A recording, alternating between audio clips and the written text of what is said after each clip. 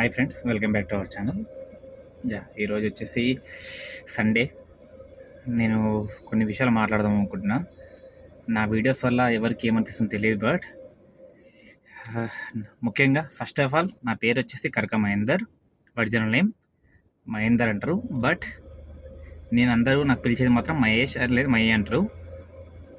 అందుకే నేను మహేష్ అని మార్చుకున్నా.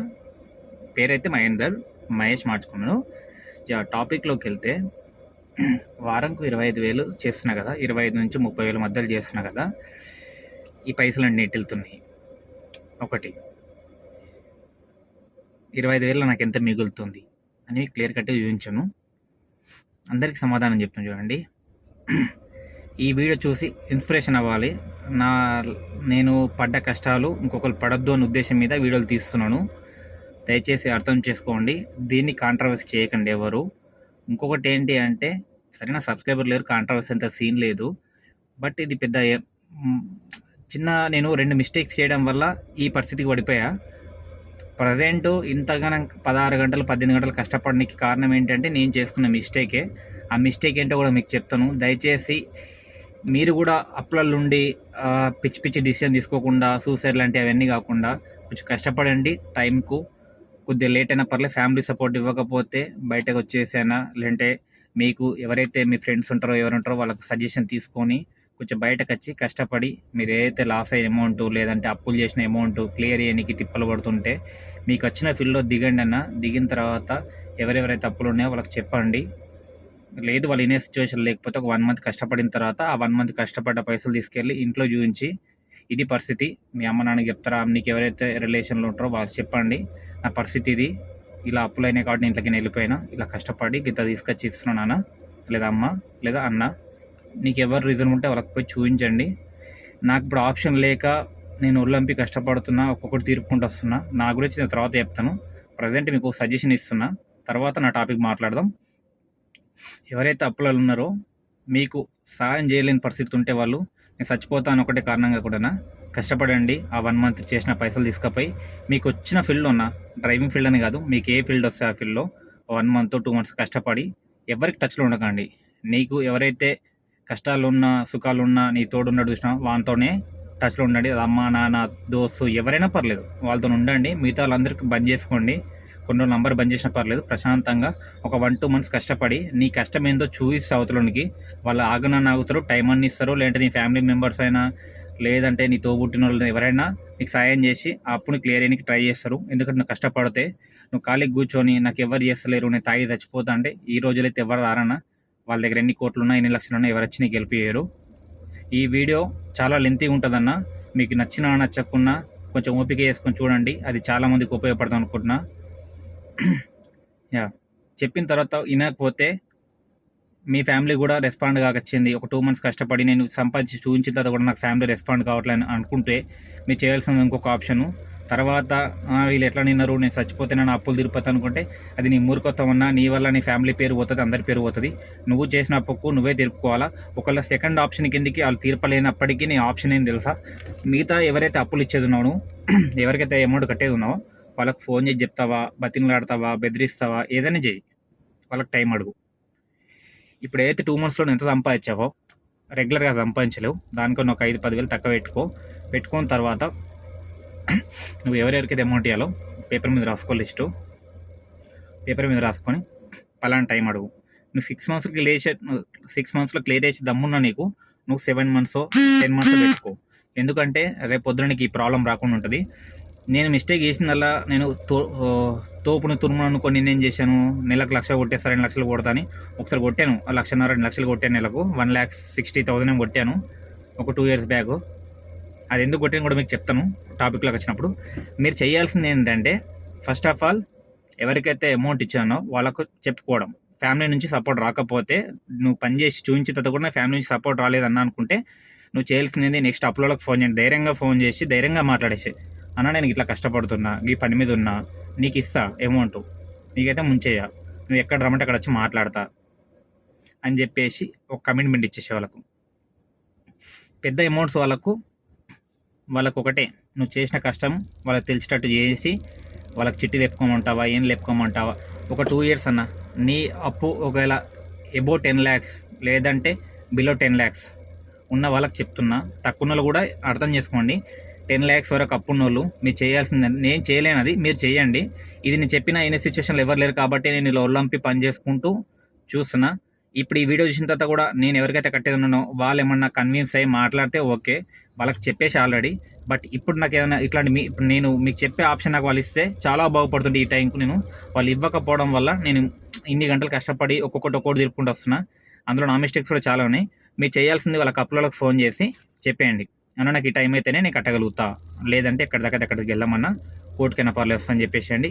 కోర్టుకి వెళ్ళిన తర్వాత కోర్టులో కూడా మీకు ఏం సజెషన్ ఇస్తుంది, ఎలా కడతావు బాబు అని అడుగుతుంది. ఎక్కడ పోయినా ఒకటి, అవతలనికి ముంచనంత వరకు మనం బాగుంటామన్న. అవతలనికి ముంచేస్తున్నాం, రేపు పొద్దున వాడిని అప్పు ఉంది మనకు ప్రాబ్లం లేదు, నేను నంబర్ స్విచ్ పెట్టుకొని తిరుగుతా అంటే ఆ కర్మ అనేది ఒకటి ఉంటుంది అన్న, రిటర్న్ వస్తుంది.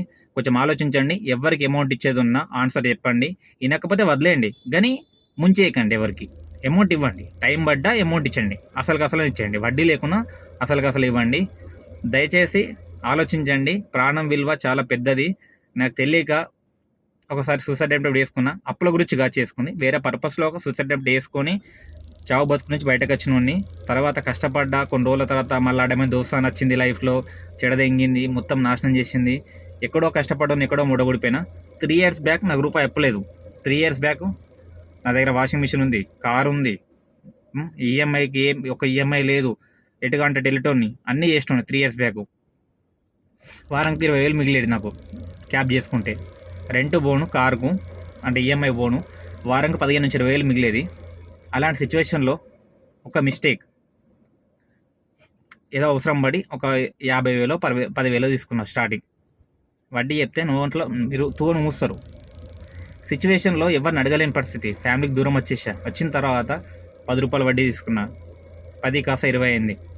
అలా వడ్డీ కడుతూ ఏర్పడకుండా ఫ్రీ మనీ వస్తుంటే తెలియకుండా 10,000 20,000 50,000 తీసుకొని కట్టేస్తలే పొడిచేస్తలే అని వారానికి 50,000 సంపాదిస్తున్నా కదా, 30,000 సంపాదిస్తున్నా అనుకొని తీసుకున్న తర్వాత ఏమంది, ఆ వడ్డీ కట్టలేక, రెండోది పని చేయలేక, వాడు పెట్టే టార్చర్కు నేను డ్యూటీ చేయలేక, వానికి బతిన్లాడలేక, నీ కాలు మొక్తాను లేక, ఏది చెప్పలేక నాలో నేను కుమిలిపోయిన రోజులు ఉన్నాయి. ఇప్పుడు చాలామంది కామెంట్ చేస్తున్నారు, అన్న నీ హెల్త్ చూసుకో అని. ఒకప్పుడు కష్టపడదు చూస్తే బ్రో, హెల్త్ కాదు అసలు, నేను బతికేటోనే కాదు, అంత టార్చర్ బ్రో. అప్పు చేయడం చాలా మూర్ఖత్వం, చేయకండి ఎవరు. మీతో కాకపోతే ఉన్నది ఇంట్లో పోయి తినండి. మీ ఊరు ఏది ఉంటే ఊరు పోయి తినేసేయండి, ప్రశాంతంగా పడుకోండి అన్న. రోడ్డు మీదకి వచ్చేసి ఒక 3 లక్షలు వెనుకొచ్చుకొని అప్పు తీసుకొచ్చి నడుపుతాను అనుకోకండి. దయచేసి ఆలోచించి స్టెప్ వేయండి. అప్పులు ఉన్నంత మాత్రాన అన్న నువ్వు చేస్తున్నావు నేను కూడా కారు కొనుక్కొని చేస్తా అంటే కుదరదన్న. ప్రతి ఒక్కళ్ళకు ఒక కసి ఉంటుంది, అన్నీ ఉంటుంది, చూసుకొని చేసుకోండి.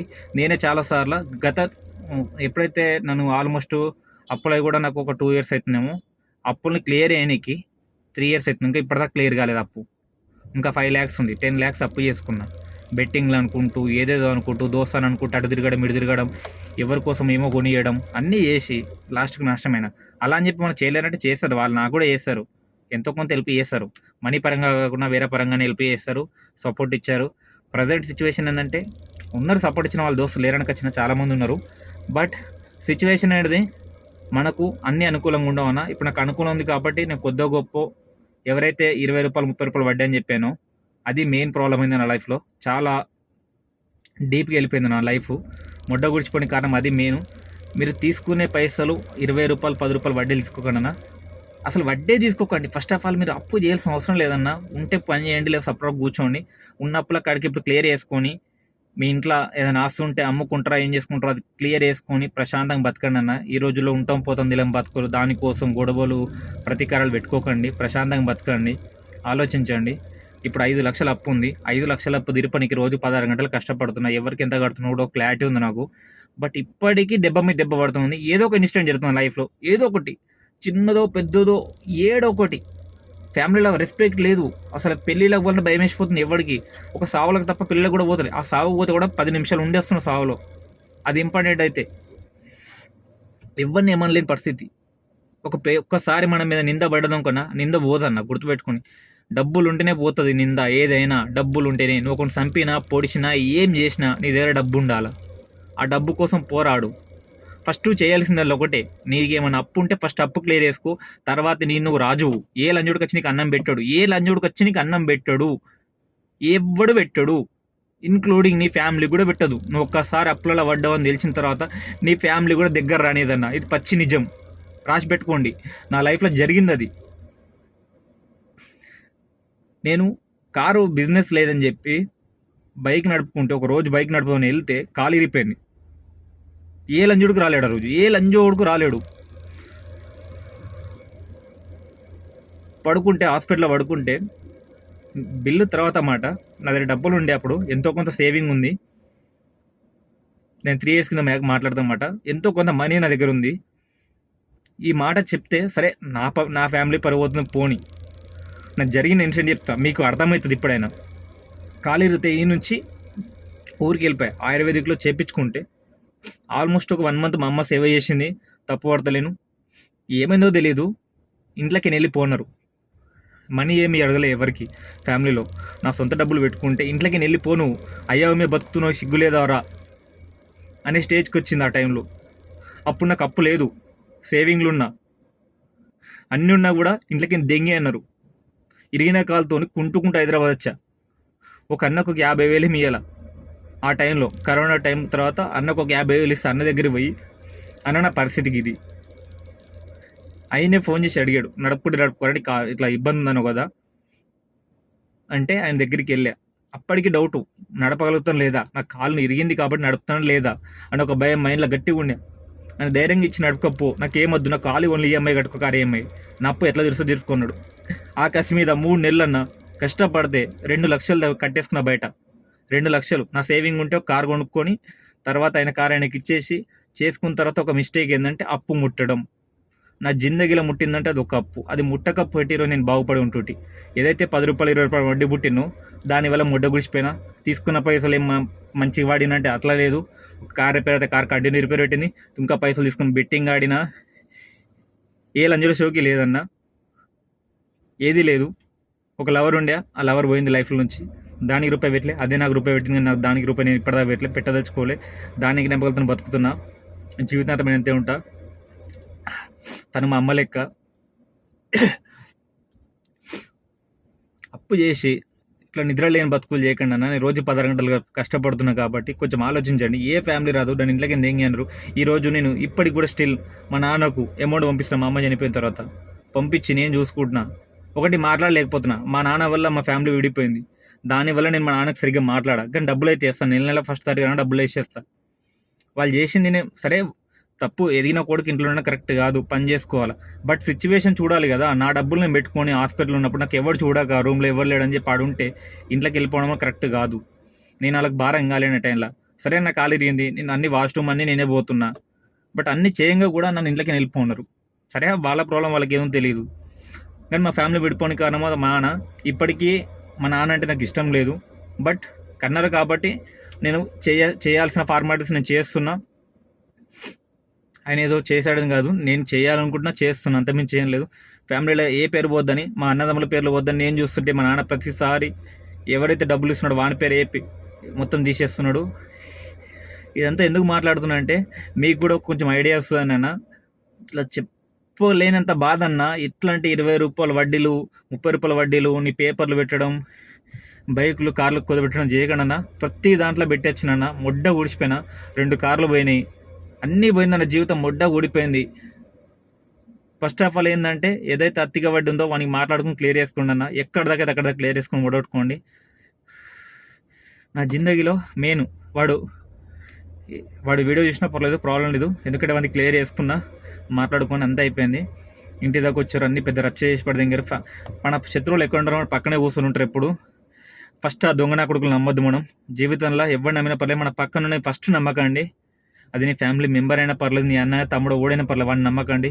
అప్పుడు బాగుంటాం. కొద్దిగా గొప్ప చేసుకోండి అందరూ. మీకు ఏదైనా డౌట్ ఉంటే అడగండి అన్న. ప్రతిసారి చెప్తున్నా, అడగని.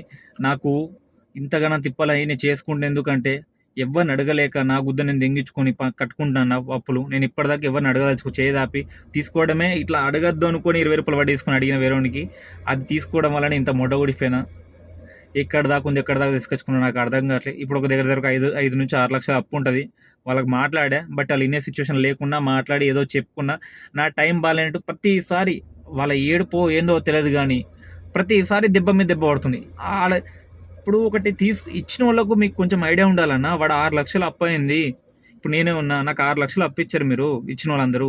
వాడు ఏ సిచ్యువేషన్లో ఉన్నాడు, ఎట్లా కడతాడు అని ఒక రియాలిటీ లేకుండా మీరు ఇచ్చారు. సరే వాడు తీరుతా అన్నప్పుడు కొంచెం టైం ఇవ్వాలి కదా. మీ దగ్గర ఆప్షన్ మీరు ఓకే, మీరు వెల్ సెటిల్ అయి ఉన్నప్పుడు మీరు కొద్దిగా టైం ఇవ్వండి వానికి. లేదు వాడు చచ్చిపోతే మీ అప్పు అయితే రాదు కదా, కొంచెం టైం ఇస్తేనే కదా వాడు కట్టుకుంటాడు, ఏదో చేస్తాడు.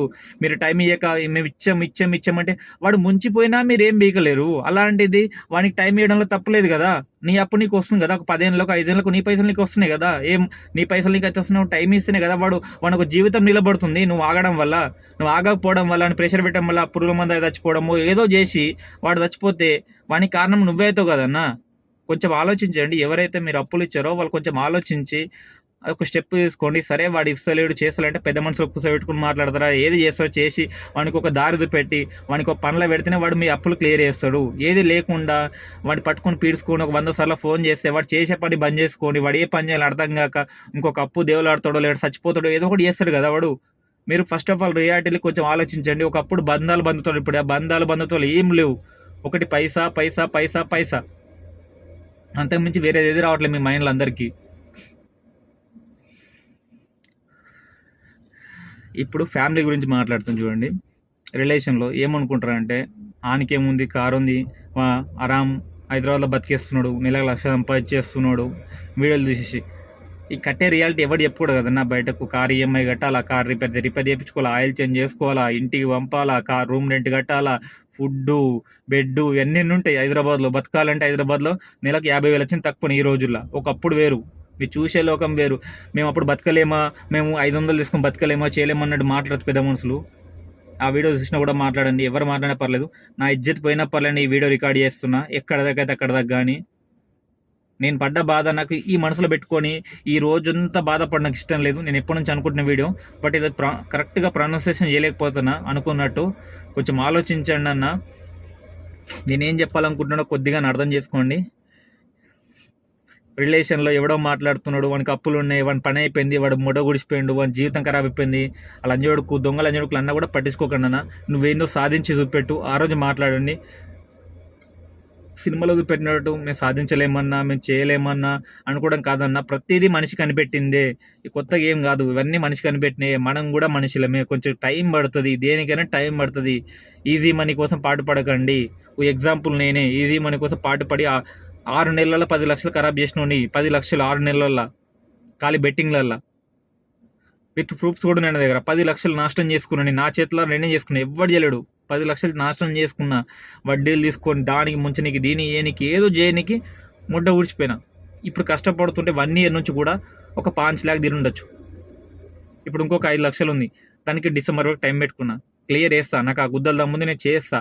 బట్ దానికి దరిద్రం ఏంటంటే ఈ ఎవడైతే అప్పులు ఇచ్చిన వాళ్ళ ఏడుపుల వల్ల ఏదో ఒకటి అవుతుంది లైఫ్లో, ఏదో ఒకటి. అందుకే చెప్తున్నా, అప్పులు ఇచ్చిన వాళ్ళైనా తీసుకున్న వాళ్ళ వీడియో చూస్తే మాత్రం కొంచెం టైం ఇవ్వండి అన్న. వాడు మంచిగా బాగుపడని మొక్కని దేవునికి. వాడు బాగుపడితేనే కదా నీ అప్పు కట్టేది. వాడు బాగుపడకుండా వాడు మొడ్డ గుడిచిపోని, వాడు మొడ్డ గుడిచిపోంటే నీ అప్పుకి అడిగింది తిరుగుతుంది అన్న.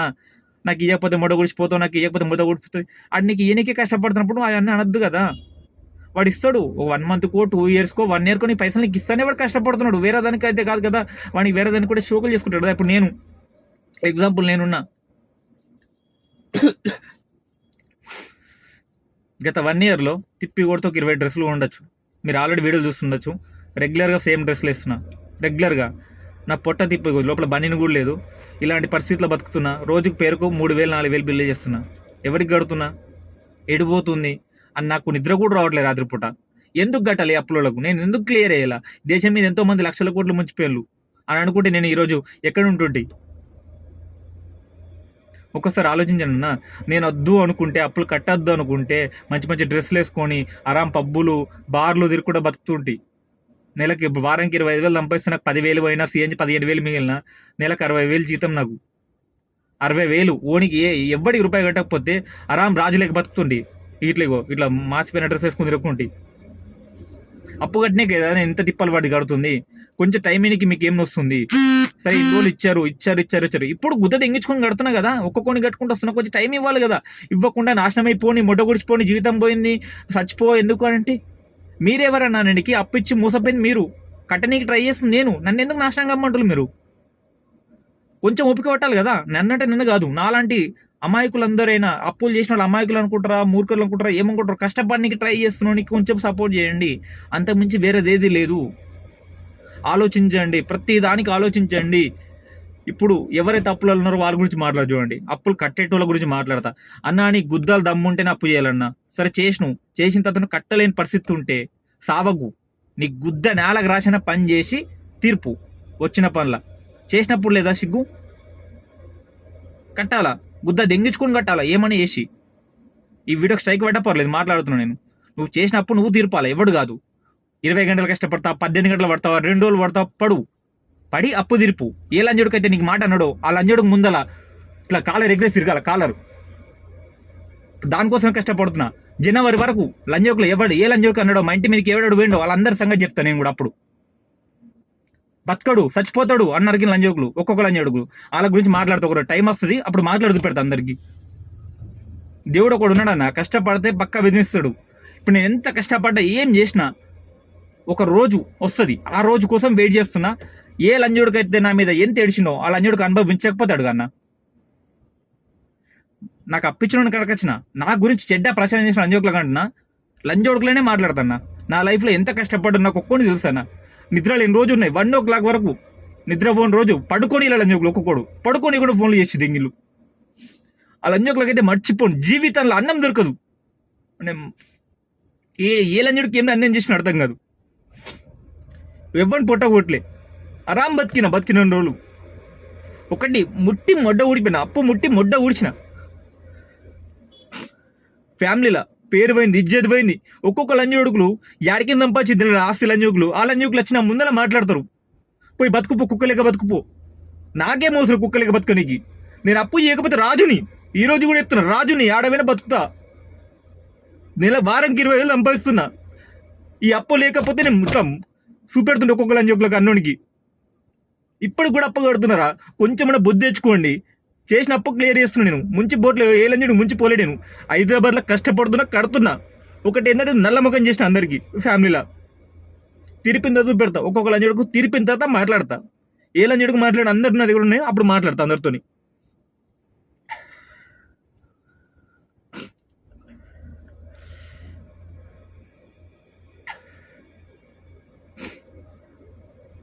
బంగారు లాంటి జీవితం ఖరాబ్ ఏడు చేసుకున్నాను, నేనే చేసుకున్నాను నా చేతిలో నేను. దయచేసి ఎవరైతే ఉన్నాడో నా పరిస్థితిలో కొంచెం ధైర్యం తెచ్చుకొని ఓపిక తెచ్చుకోండి. ఒక 1 month 2 months తిరిగి రాకుండా బయటకు తిరిగొచ్చి కష్టపడండి. ఓపిక తెచ్చుకోండి. 1-2 years తెచ్చుకొని మీ ప్రాబ్లమ్స్ ఏదున్నా ఒక పేపర్ మీద రాసుకొని దాన్ని సాల్వ్ చేయడానికి ట్రై చేయండి అన్న. ఈ వీడియో ఎందుకు తీస్తున్నంటే, నాకు ఇది 3 రోజుల నుంచి మైండ్లకి పోతలేదన్న. ఇప్పుడు ఈ వీడియో తీసిన తర్వాత కొంచెం రిలాక్స్ వస్తుందని నా మీద ఒక క్లారిటీ నాకు ఉంది. జనాలకు అప్పుడు అర్థం కావాలి కదా నేను ఎందుకు ఇంత కష్టపడుతున్నాను, ఎందుకు ఇంత గుద్దెంగించుకుంటున్నా. హెల్త్ ఖరాబ్ అవుతుంది. సబ్స్క్రైబర్లు చెప్తున్నారు, నా ఫ్రెండ్స్ ఉన్నారు, వాట్సాప్ గ్రూప్లో 4 ఉన్నారు డ్రైవర్లు. వాళ్ళు ముఖం చక్కగా తెలియదు, నా పేరు కూడా చక్కగా తెలియదు వాళ్ళకు. వాళ్ళు కూడా, మహేష్ నీ పరిస్థితి ఇంత ఘోరం, 16 గంటలు ఎందుకు కష్టపడుతున్నావు, నీకు ఫ్యూచర్ తెలుస్తలేదు, ఫ్యూచర్ తెలుస్తాడు అన్న. ప్రజెంట్ నాకు లేదన్న ఫ్యూచర్ సంగతి దేవుడు వరకు. ప్రజెంట్ నా లైఫ్ నాకు అర్థం కావట్లేదు.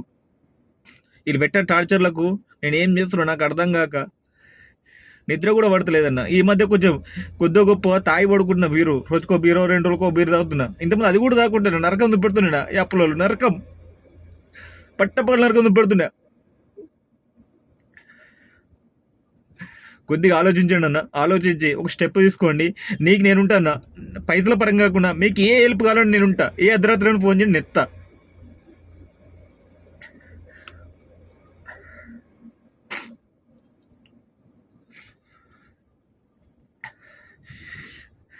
బాయ్ అండి అందరికీ. ఇప్పుడు ఇది అయిపోయిన తర్వాత నెక్స్ట్ ఎండింగ్ ఇది పెడతానా మీకు, ఇయర్లీ ఎండింగ్ వీక్లీ ఎర్నింగ్స్ పెడతాను. దయచేసి చూడండి.